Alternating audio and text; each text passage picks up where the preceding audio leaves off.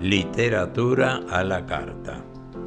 Cuentos, relatos, leyendas y poesías. Mi nombre es Adolfo. El mío es Dolly. Leemos los textos que amamos. Hoy vamos a leer un cuento de Guillermo Sacomano, Criatura. Guillermo Sacomano es uno de los más importantes escritores vivos de la Argentina. Nació en 1948 y ha logrado a lo largo de su vida todos los premios imaginados. El Conex de Platino al mejor escritor argentino lo recibió en el año 2018. De uno de sus últimos libros, El sufrimiento de los seres comunes, hemos preparado este cuento, Criatura, para leerlo hoy. Él dice en el final del libro, haciendo una reseña de todos los cuentos que incluyó en esta obra, dice: no creo en los finales felices. Bueno, si hay un hilo conductor de todos esos cuentos en este libro, es ese. La primera vez que el inquilino la escuchó fue una noche. Un susurro de papel, aunque también parecía el aleteo de un pájaro encerrado. Prendió la luz, se levantó y miró alrededor. Luego, de nuevo, en el silencio, a lo lejos una bocina. Después una sirena. Y el viento. Volvió a apagar la luz. Pensó en la soledad, en el dormir solo. Desde que se había mudado a ese departamento de un ambiente, se preguntaba qué podía tener de grave acostumbrarse a la soledad. ¿Por qué tenerle miedo? Los vecinos, había notado, lo miraban raro, como si él inspirase miedo. Debía cuidar sus modos, ser más expresivo al saludar. Es cierto, la soledad estimula las manías, las obsesiones, pero se sentía en condiciones de dominar sus tics. De modo que apagó el velador y otra vez, acostado, se reconcilió con la idea de libertad que le sugería estar solo. Resbalaba en el sueño cuando oyó otra vez el susurro, el crujido sutil de un celofán. Contuvo la respiración. Otra vez el silencio. No podía ser una percepción falsa. Se levantó en la oscuridad y en calzoncillos, descalzo, continuó hacia la kitchenette. El sonido provenía de ahí, no lo dudaba, como desafiándolo, o más bien tomándole el pelo. Otra vez el murmullo a su derecha. En ese momento provenía del estante sobre la mesa, donde estaban las cajas del té, la yerba, los paquetes de arroz, los fideos. Prendió la luz. Revisó entre los envases y las tazas. Si era una laucha, se dijo, porque debía ser una laucha, tenía que encontrarla. con precaución extrema agarró un trapo con el que planeó atraparla y a la vez empezó a apartar con sigilo las cajas, los paquetes, las tazas. Diminuta, la criatura se escurrió contra la pared, se escondió tras las tazas, se deslizó a un costado, se filtró en el espacio entre dos tarros y saltó al vacío. Considerando el tamaño reducido de la criatura, no se le ocurría denominarla de otro modo. El golpe contra el piso tendría que haberla desvertebrado, pero no. La criatura siguió con celeridad su fuga en dirección a la cocina. Si hasta ese momento no había usado el horno, no se había animado a prenderlo. Era por la impresión que le causaba su interior, una negrura áspera, además del óxido que había ido ganando la cavidad. La dueña le había prometido que iba a arreglarlo cuando pasara este período de estrechez que seguro se aliviaría con el pago del alquiler.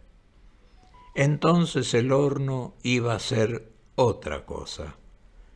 Pero entonces lo que menos le preocupaba era el arreglo, aunque hubiera sido bueno que el horno estuviera en condiciones. No obstante, intentó prenderlo. Agarró los fósforos, abrió el gas y arrimó la llama al agujero del encendido. El fuego brotó en una bocanada azul. Mantuvo la llave oprimida, pero al aflojarla, el fuego se apagó.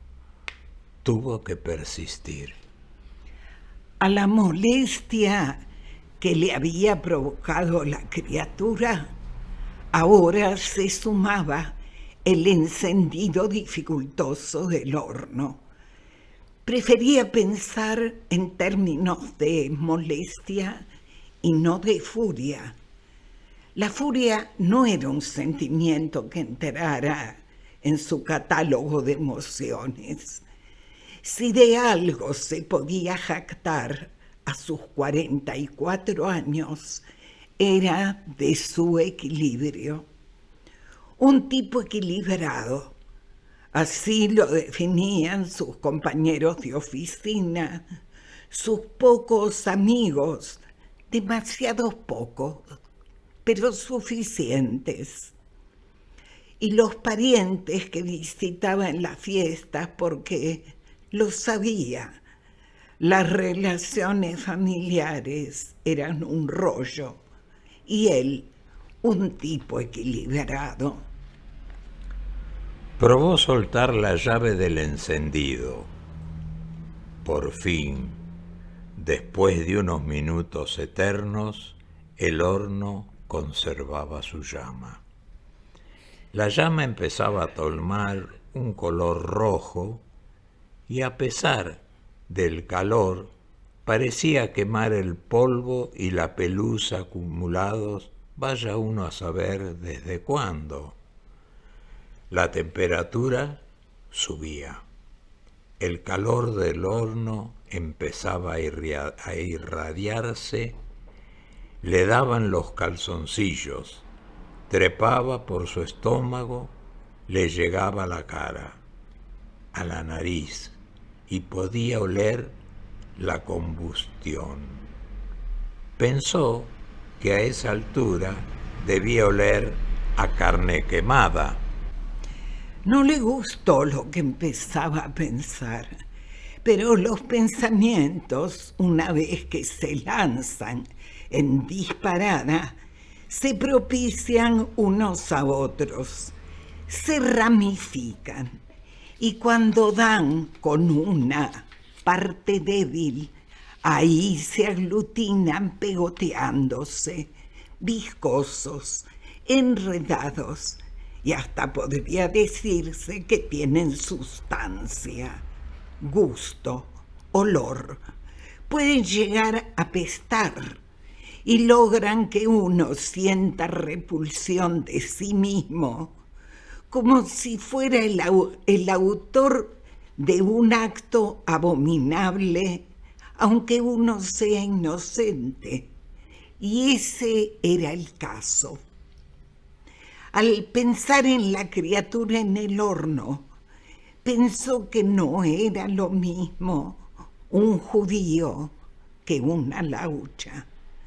Además, él no tenía nada contra los judíos, pero la idea de que el horno había convertido el departamento en un campo de concentración le dio náusea. Apagó el horno, abrió la tapa, el calor le dio en la cara, obligándolo a retroceder. Todo lo que quería, avergonzado, era comprobar si la criatura se había calcinado. Se recriminó lo que había hecho. Un sentido denso lo abrumó. Tendría que esperar un buen rato a que la cocina se enfriara. Lo mejor, se dijo, era preservar la calma, no dejarse llevar ni por la culpa ni por la rabia contra sí mismo. Una rabia que empezaba a parecerse a la vergüenza. Lo mejor era acostarse y eso hizo. Sin embargo, en ese momento, otra vez acostado en la oscuridad, no lograba conciliar el sueño. El horno ya debía haberse enfriado, calculó. Apretó los párpados.